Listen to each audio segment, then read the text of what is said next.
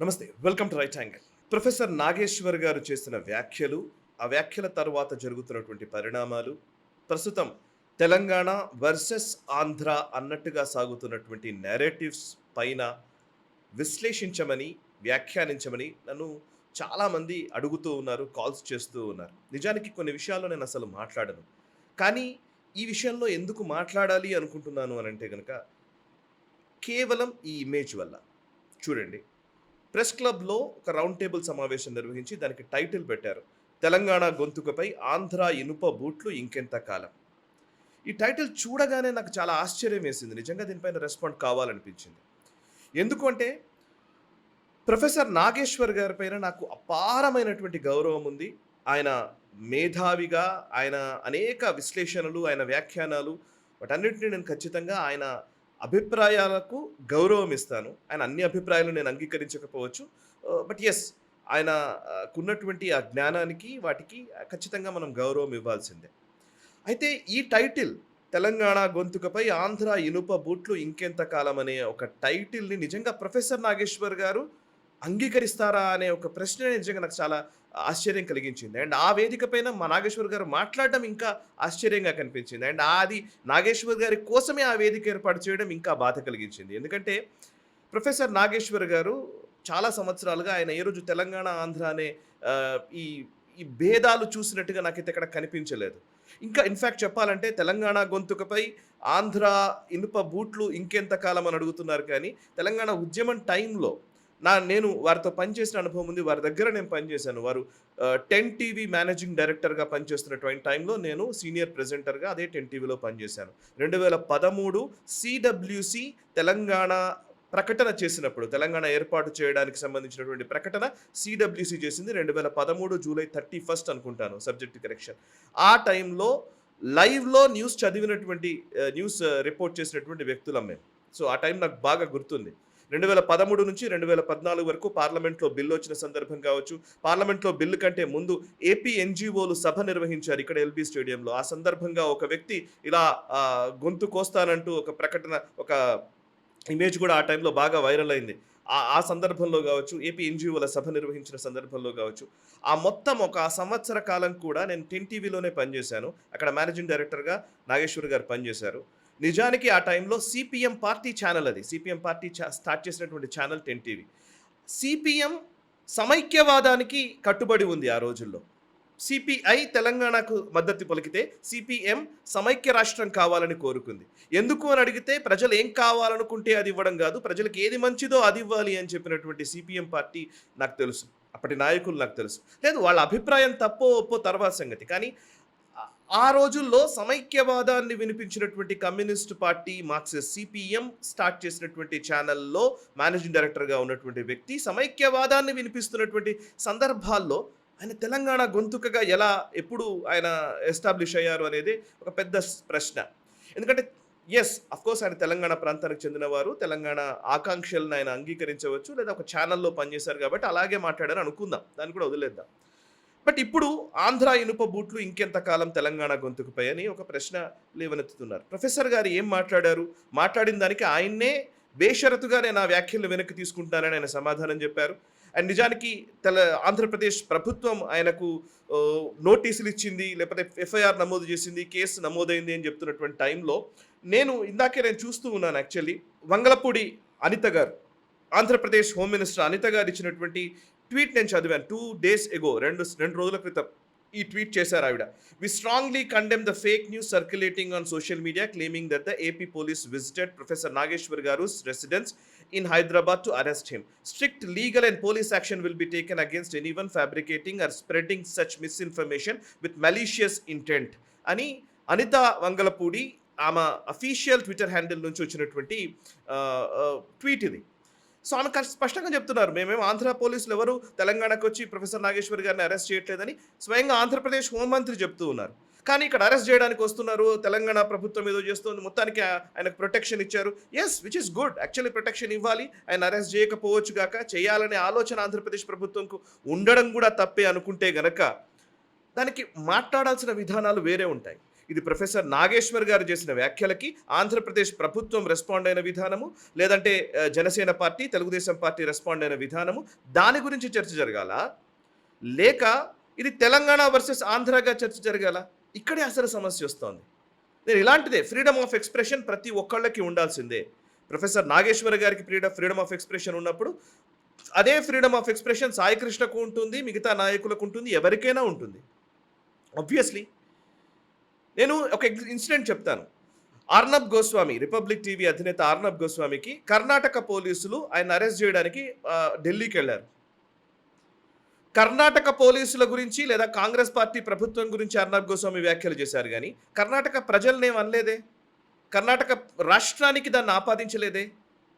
సుధీర్ చౌదరికి కేరళ పోలీసులు నోటీసులు జారీ చేశారు. ఆయనకు కూడా ఏదో అంశానికి సంబంధించి. సుధీర్ చౌదరి సీనియర్ జర్నలిస్ట్, ఇప్పుడు ప్రస్తుతం దూరదర్శన్లో ఉన్నారు. ఆయన అంతకుముందు ఆజ్ తక్లోనే ఇక్కడ ఉన్నప్పుడు ఆయనకి ఇచ్చారు నోటీసులు.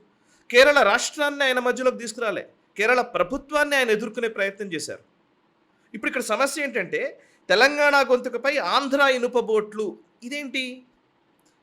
And at the same time ఇంకా అక్కడ దానికి దీనికి డిఫరెన్స్ చాలా ఉంది. అర్నబ్ గోస్వామిని అరెస్ట్ చేయడానికి ఆల్ ది వే ఢిల్లీ వరకు వెళ్ళారు.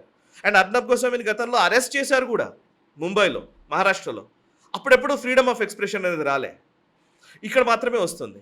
అండ్ ఇక్కడ ఈవెన్ తెలంగాణలో మనం తెలంగాణ గవర్నమెంట్ వచ్చిన తర్వాత కూడా, తెలంగాణ రాష్ట్రం ఏర్పడిన తర్వాత కూడా ఎన్నోసార్లు ఎంతోమందిని సడన్గా అరెస్ట్ చేసిన సందర్భాలు ఉన్నాయి.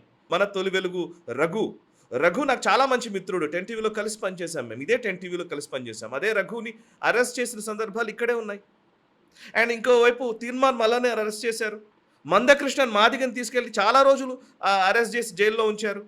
ఈవెన్ రాజాసింగ్ అరెస్ట్ అయ్యాడు. సరే వాట్ ఎవర్, ఇట్లా చాలామంది అరెస్టులు జరిగినాయి. కానీ అఫ్కోర్స్ తెలంగాణ ప్రభుత్వం అరెస్ట్ చేసినప్పుడు మేము అందరం మాట్లాడాము, ఇప్పుడు కూడా మాట్లాడుతున్నాము అంటే ఇది ఆంధ్ర తెలంగాణ కాదు. అండ్ అక్కడ ప్రెస్ మీట్లో, అక్కడ రౌండ్ టేబుల్ సమావేశంలో మాట్లాడిన చాలామంది కీలక ఒకసారి చాలా ఇంపార్టెంట్ వ్యాఖ్య అది పదే పదే చేస్తూ వచ్చారు. అదేంటంటే చంద్రబాబు నాయుడు కానీ లేకపోతే పవన్ కళ్యాణ్ కానీ ఆంధ్రాలో తిరగడానికి వీల్లేదు, ఎలా తిరగనిస్తాం, మీరు ఇల్లు ఎలా కొనుక్కుంటారు, ఇక్కడ మీరు ఇక్కడ కొనుక్కున్నారు, మీరు ఇక్కడ ఇల్లు పెట్టుకొని ఉన్నారు, మీకు ఏం హక్కు ఉంది మాట్లాడడానికి అని మాట్లాడుతున్నారు. మీరు ఎలా తిరుగుతారో చూద్దామని అంటున్నారు. బేసికల్లీ భారతదేశంలో ఏ పౌరుడైనా రాజ్యాంగం కల్పించిన హక్కు అది, ఏ రాష్ట్రంలోనే సరే ఉండడానికి అవకాశం ఉంది. అందుకే కదా కొట్లాట, ఆర్టికల్ 370 తీసేసిన తర్వాత కానీ ఇప్పుడు జమ్మూ కాశ్మీర్లో ఇల్లు కొనుక్కోవడానికి అవకాశం లేదు. అంటే ఏంటి, హైదరాబాద్ ఏమైనా పాకిస్తాన్లో ఉందా? తెలంగాణ ఉద్యమం కోసం అందరం పోరాడిన వాళ్ళమే, తెలంగాణ కావాలని కోరుకున్న వాళ్ళమే. రాష్ట్రాలుగా విడిపోదాం, ప్రజలుగా కలిసి ఉందామని ఈ తెలంగాణ ఉద్యమం సాగింది. ఏ రోజు ఈవెన్ కేసీఆర్ గారు కూడా ఇచ్చిన స్టేట్మెంట్ మనకు తెలుసు. ఆంధ్ర వాళ్ళ కాల్లో ముళ్ళు గుచ్చితే పంటితో తీస్తానని చెప్పినటువంటి వ్యాఖ్యలు మనం మర్చిపోదామా? అఫ్కోర్స్ తెలంగాణ ఉద్యమ టైంలో ఎమోషన్స్ వేరు. ఈరోజు 12 సంవత్సరాలు గడిచిన తర్వాత ఈరోజు కూడా మళ్ళీ ఆ తెలంగాణ ఆంధ్ర అనే ఎమోషన్స్ ఎందుకు తీసుకొస్తున్నారు? ఇది అసలు చాలా సమస్యాత్మకంగా కనబడుతున్నటువంటి అంశం. ఈవెన్ భారతదేశం నుంచి ఎక్కడికో అమెరికాకి వెళ్ళి స్థిరపడ్డటువంటి వాళ్ళు అక్కడ ఇళ్ళు కొనుక్కొని బతుకుతున్న వాళ్ళు ఉన్నారు. బుర్జ్ ఖలీఫాలో తెలంగాణకు సంబంధించిన నాయకుల ఇళ్ళు ఉన్నాయనే వార్తా కథనాలు కూడా మనం చూస్తూ ఉన్నాం. అలాంటిది అంటే మనకు కావాల్సినప్పుడు కన్విన్సింగ్గా ప్రాంతీయ భావనల్ని తీసుకురావడం అనేది అతి పెద్ద సమస్య. ఈవెన్ తమిళనాడులో, చెన్నైలో ఈ రోజుకి తెలుగు సినీ పరిశ్రమకు సంబంధించిన చాలామంది ఇళ్ళు ఉన్నాయి. అండ్ ఆంధ్ర, తెలంగాణ ఈ అరమరికలతోటి రాష్ట్రాలుగా విడిపోయి ఈ ప్రాంతీయ ఇంకా విద్వేషాలను రెచ్చగొట్టేటువంటి ప్రయత్నాలు కరెక్ట్ కాదు. ఇది నా అభిప్రాయం మాత్రమే. ప్రొఫెసర్ నాగేశ్వర్ గారి పట్ల అపారమైనటువంటి గౌరవము, అభిమానము అన్నీ ఉన్నటువంటి వ్యక్తిగా, ఒక సగటు సాధారణ జర్నలిస్ట్గా నా ప్రస్థానం కూడా జరుగుతోంది.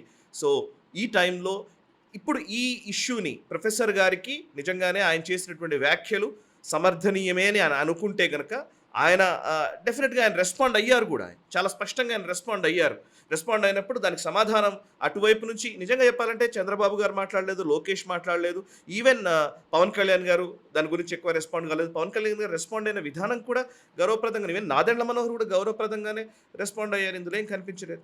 ఈ మొత్తం వ్యవహారంలో నిజానికి మాట్లాడితే ఈ తెలంగాణ గొంతుకపై ఆంధ్ర ఇనుప బూట్లు ఇంకెంతకాలం, ఇట్లాంటి మాటలు మనం ఇప్పుడు కూడా వింటున్నాం. ఈవెన్ ఇక్కడ ఉన్నటువంటి హైదరాబాద్ ఉన్న వాళ్ళు వెళ్ళి విజయవాడలో ల్యాండ్ కొనుక్కోండి, ఏంటి ప్రాబ్లం?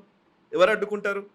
విజయవాడలో లేకపోతే ఇప్పుడు మంగళగిరి దగ్గర ఈ రియల్ ఎస్టేట్ వెంచర్లు పడుతున్నప్పుడు తెలంగాణ వాళ్ళ ఇన్వెస్ట్మెంట్లు లేవా? ఉన్నాయిగా. సో హైదరాబాద్లో వాళ్ళు ఉండడం అదేమైనా కాందిశీకులా, ఇక్కడ పాకిస్తాన్ నుంచి వచ్చారా, లేదా హైదరాబాద్ పాకిస్తాన్లో ఉందా?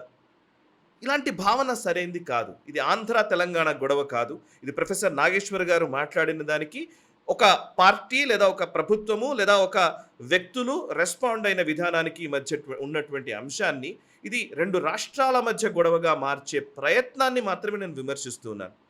ప్రతి ఒక్కళ్ళకి మాట్లాడే స్వేచ్ఛ ఉంటుంది. నాకు ఉంటుంది, మీకు ఉంటుంది, ప్రతి ఒక్కళ్ళకి స్వేచ్ఛ ఉంటుంది. ఆ స్వేచ్ఛ ప్రాంతీయ దురభిమానంగా మారకూడదు, ఇంకో ప్రాంతం పట్ల విద్వేషంగా మారకూడదు. అది నా అభిప్రాయం. ఈ మొత్తం వ్యవహారంలో రేవంత్ రెడ్డి గారు చాలా చక్కగా వ్యవహరించారు. అంతవరకు నేను చాలా స్పష్టంగా చెప్పగలను. బికాస్ రేవంత్ రెడ్డి గారు యాజ్ ఎ ముఖ్యమంత్రిగా ఉన్నటువంటి వ్యక్తి, ఆయన ప్రొఫెసర్ నాగేశ్వర్ గారు అడగడం వలన లేకపోతే ఎలాగో ఆయనకు తెలిసిన ఇన్ఫర్మేషన్ వలన కానివ్వండి, ఆయనకు ప్రొటెక్షన్ ఏర్పాటు చేశారు. At the same time professor Nageshwar గారికి ప్రొటెక్షన్ ఇచ్చారు.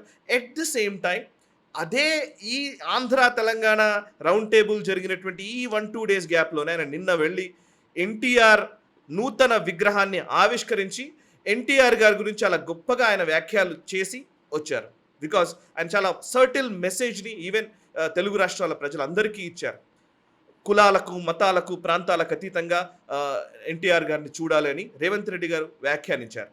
సో ఈ తెలంగాణ అనే ఉద్యమ ఆకాంక్షలు ఖచ్చితంగా అందరికీ కావాల్సింది. ఒక ప్రాంతం పట్ల అభిమానం ఉండడం తప్పు కాదు, ఇంకో ప్రాంతం పట్ల విద్వేషంగా మారడం అనేదే సమస్య. దేశమంతా ఒకటి అనే కాన్సెప్ట్లోనే భారతదేశం ముందుకు సాగాలి అనేదే నా అభిప్రాయం. సౌత్ ఇండియా, నార్త్ ఇండియా, లేకపోతే వాళ్ళు వేరు వీళ్ళు వేరు, ఈ భావనలు మంచిది కాదు. ఎందుకంటున్నారంటే ఇంతకుముందు కూడా ఇట్లాంటి వాదనలు తీసుకొచ్చారు. Marathi go back, Marwadi go back అని. అప్పుడు మార్వాడి గో బ్యాక్ అన్నారు, ఇప్పుడు ఆంధ్ర బూట్లతో మమ్మల్ని తొక్కేస్తున్నారన్నారు. ఇంకా ఇది ఇలాగే కంటిన్యూ అవుతుంది. ఇందులో మేజర్గా నాకు కనబడుతుంది ఏంటంటే ఒక లెఫ్ట్ భావనలు కలిగినటువంటి వ్యక్తులు, ముఖ్యంగా వీళ్ళకి రాజ్యాంగము, ప్రజాస్వామ్యము, లేకపోతే పత్రికా స్వేచ్ఛ, లేకపోతే భావ ప్రకటన స్వేచ్ఛ, ఇవన్నీ కేవలం ఆయుధాలు మాత్రమే. నిజంగా వాటిని అమలుపరచడంలో లెఫ్టిస్టులు ఎప్పుడూ కూడా వెనకాలనే ఉంటారు. లెఫ్టిస్టులు ఎప్పుడూ కూడా ఈ వాళ్ళ ఐడియాలజీని ముందుకు తీసుకెళ్ళాలనుకుంటారు, కానీ నిజంగా స్వేచ్ఛ పేరిట వాళ్ళు మాట్లాడేది, ప్రజాస్వామ్యం పేరిట వాళ్ళు మాట్లాడే వాటిల్లోనే ద్వంద్వ విధానాలు అనేక సార్లు కనబడుతూ ఉంటాయి. ప్రొఫెసర్ నాగేశ్వర్ గారు, we are with you. Definitely professor Nageshwar గారి భావ ప్రకటన స్వేచ్ఛను మనం అందరం కాపాడాలి. ఎట్ ద సేమ్ టైం ఇంకో ప్రాంతాన్ని, ఇంకొక వ్యవస్థల్ని విమర్శించే విధంగా కూడా ఉండకూడదు. ఇది నా అభిప్రాయం. నా అభిప్రాయం నచ్చితే లైక్ చేయండి, 10 మందికి షేర్ చేయండి, కమెంట్స్ ద్వారా మీ అభిప్రాయాలు మాతో పంచుకోండి. నమస్తే. ఈ వీడియో మీకు నచ్చినట్టయితే లైక్ చేయండి, 10 మందికి షేర్ చేయండి. అలాగే కామెంట్ల రూపంలో మీ అభిప్రాయాలను మాతో పంచుకోండి. Nationalist hub group of channels ను సబ్స్క్రైబ్ చేసుకుని తెలుగునాట జాతీయవాద జర్నలిజాన్ని ప్రోత్సహించండి. ఈ వీడియో కింద ఉన్న బెల్ ఐకాన్ పై క్లిక్ చేయడం మర్చిపోవద్దు.